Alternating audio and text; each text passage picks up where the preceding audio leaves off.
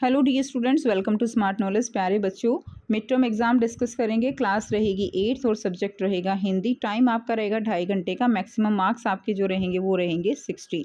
तो जो प्रश्न पत्र होगा वो खंड अ और ब दोनों दो पार्ट होंगे और खंड अ में बहुविकल्पीय प्रश्न होंगे, खंड ब में जो है वर्णनात्मक प्रश्न पूछे जाएंगे।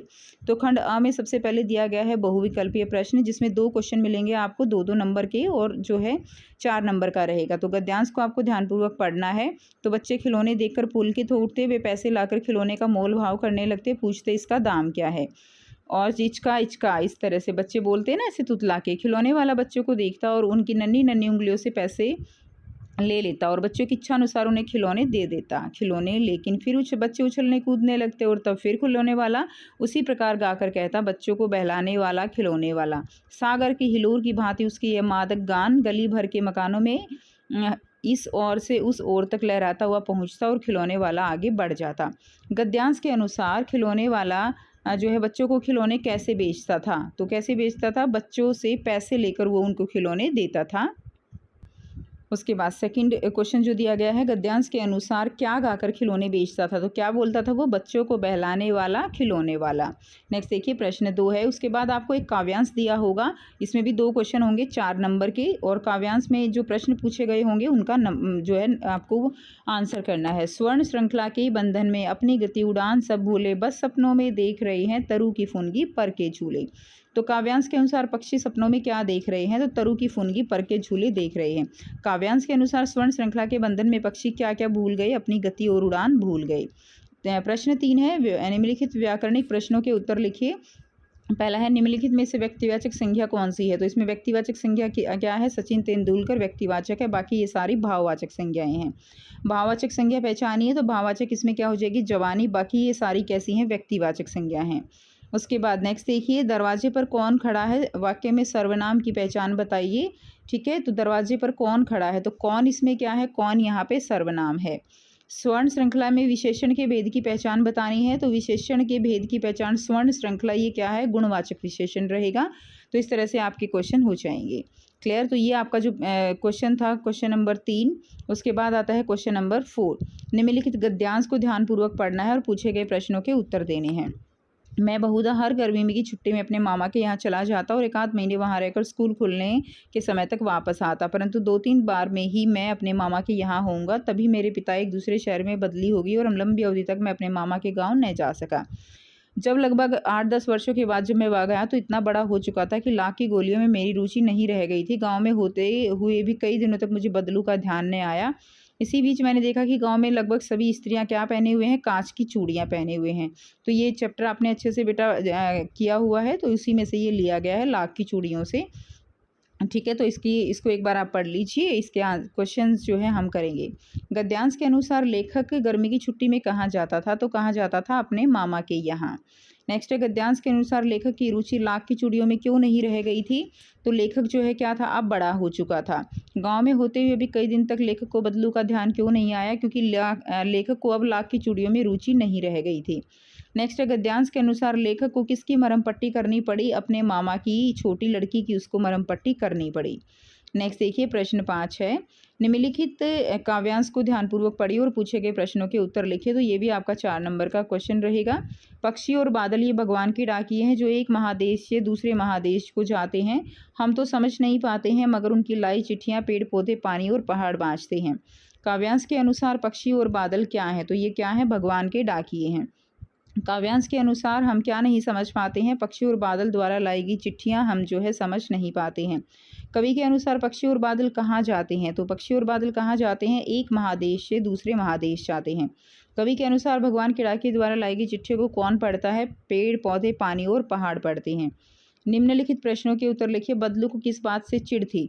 अब 4 नंबर का जो है ऊपर, ये 4 नंबर के हो गए। अब ये बहुविकल्पी प्रश्न है 2 नंबर के, तो इसमें 2 क्वेश्चन आपसे पूछे गए हैं। तो बदलू को किस बात से चिढ़ थी, कांच की चूड़ियों से। बस की यात्रा पाठ में बस कैसी थी, वो वयोवृद्ध थी। उसके बाद है नेक्स्ट, निम्नलिखित प्रश्नों के उत्तर लिखिए। भगवान के डाकिए कविता के रचयिता कौन है, तो रामधारी सिंह दिनकर जी हैं। पक्षी और बादल किसके डाकिए हैं, ये भगवान के डाकिए हैं। नेक्स्ट देखिए खंड ब है वर्णात्मक प्रश्न। ऊपर जब भी जो आपने किए वो सारे बहुविकल्पी प्रश्न थे, अब है वर्णात्मक प्रश्न यानी जिनका आंसर आपको लिखना होगा। तो सबसे पहले व्याकरण दिया गया है 4 नंबर में। 2 शब्दों के मेल को क्या कहते हैं? तो 2 शब्दों के मेल को समास कहते हैं और 2 वर्णों के मेल को संधि कहते हैं, ध्यान रखिएगा। 2 वर्णों के मेल को संधि कहते हैं और शब्दों के मेल को समास। अधिकार में मूल शब्द क्या है? तो अधिकार में अधि जमा कार, तो क्या आ जाएगा? कार जो है इसमें अधि तो उपसर्ग है और कार जो है क्या है? इसमें मूल शब्द है। जवान शब्द का भाववाचक संज्ञा बनेगी जवानी। भाववाचक संज्ञा जो अदृश्य होती है, ठीक है, जिसमें केवल भाव होता है और ये जो है एक वचन रहती है। मीठे आम ले आओ, वाक्य में विशेषण छांट कर लिखिए। तो मीठे आम ले आओ, तो इसमें मीठे जो है क्या हो जाएगा? विशेषण हो जाएगा। नेक्स्ट देखिए प्रश्न 9 है जिसमें 4 प्रश्न दिए गए हैं 4 नंबर के। भगवान के डाकिए के अनुसार दूसरे देश कविता के अनुसार दूसरे देश में पानी बनकर कौन गिरता है? तो भाप। भगवान के डाकिए कविता के अनुसार एक देश की धरती दूसरे देश को क्या भेजती है? सुगंध भेजती है। भगवान के डाकिए कविता में वर्णित पेड़ पौधे और पानी और पहाड़ किसके अंग हैं? तो ये प्रकृति के अंग हैं। भगवान के डाकिए कविता के अनुसार हम क्या नहीं समझ पाते हैं? तो चिट्ठियों की भाषा हम नहीं समझ पाते हैं। नेक्स्ट है प्रश्न 10 है 4 नंबर के। बदलू किस पर बैठकर चूड़ियाँ बनाता था? मचिए पर। बदलू किस प्रकार की चूड़ियाँ बनाता था? जो है बदलू किस प्रकार चूड़ियाँ बेचता था? तो वस्तु विनिमय के द्वारा। वस्तु विनिमय क्या होती है? जिसमें एक वस्तु के बदले दूसरी वस्तु ही ली जाती है, पैसा नहीं लिया जाता।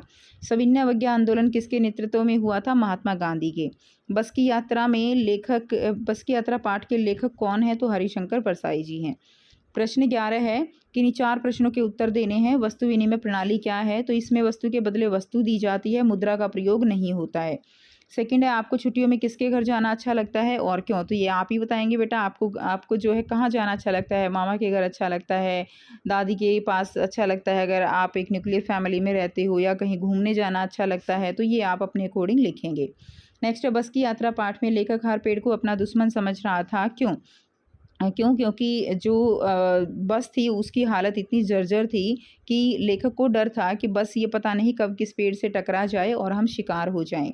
नेक्स्ट है आपके सपनों का भारत कैसा होना चाहिए? तो जैसा आप अपने देश में देखना चाहते हैं, क्या परिवर्तन देखना चाहते हैं, तो वो आप इसमें लिख सकते हैं। नेक्स्ट देखिए निम्नलिखित पद्य आधारित प्रश्न किन्हीं 3 प्रश्नों के उत्तर आपको लिखने हैं। ठीक है। भगवान के डाकिए कविता के अनुसार चिट्ठियों को कौन पढ़ता है? तो पेड़ पौधे, पानी और पहाड़ जो है चिट्ठियां बाँचते हैं। भगवान के डाकिए कविता के अनुसार पक्षियों के पाँखों पर क्या तिरता है? तो सौरभ हवा में तैरते पक्षियों के पाँखों पर ही तिरता है। भगवान के डाकिए कविता के अनुसार किसकी लाई हुई चिट्ठियों को कौन बाँचता है? तो पक्षी और बादल द्वारा लाई गई चिट्ठियों को पेड़ पौधे और पहाड़ बाँचते हैं। भगवान के डाकिए कविता के अनुसार सुगंध कौन भेजता है? तो एक देश की धरती दूसरे देश को क्या भेजती है? सुगंध भेजती है। नेक्स्ट देखिए निम्नलिखित में से किसी एक विषय पर लगभग 80 से 100 शब्दों में अनुच्छेद लिखना है। तो ये दिया गया है बाढ़ की आपदा, दीपावली, शिक्षा में मोबाइल। तो इनके ऊपर आपको एक अनुच्छेद लिखना है। तो बहुत ही आसान है बच्चों, तो आप ये खुद से करेंगे। निम्नलिखित में से किसी एक विषय पर आपको 80 से 100 शब्दों में पत्र लिखना है। 5 नंबर का पत्र होगा, 5 नंबर का अनुच्छेद रहेगा। तो पुस्तकालय में हिंदी के अतिरिक्त पुस्तकें मंगवाने के लिए लिखना है और भाषण प्रतियोगिता में प्रथम स्थान प्राप्त करने के लिए अपने छोटे भाई को पत्र लिखना है। ठीक है, तो ये आप खुद से करेंगे। इसके अलावा बच्चों हिंदी का प्रैक्टिस पेपर जो है वो भी डाला हुआ है और वो भी आपको चैनल पर मिल जाएगा। वहाँ से भी आपको ये बहुत इंपॉर्टेंट क्वेश्चंस कवर किए गए हैं, बिल्कुल मिड टर्म जो एग्ज़ाम है उसके पैटर्न पे ही। वहाँ से भी आप ज़्यादा से ज़्यादा प्रैक्टिस कर सकते हैं।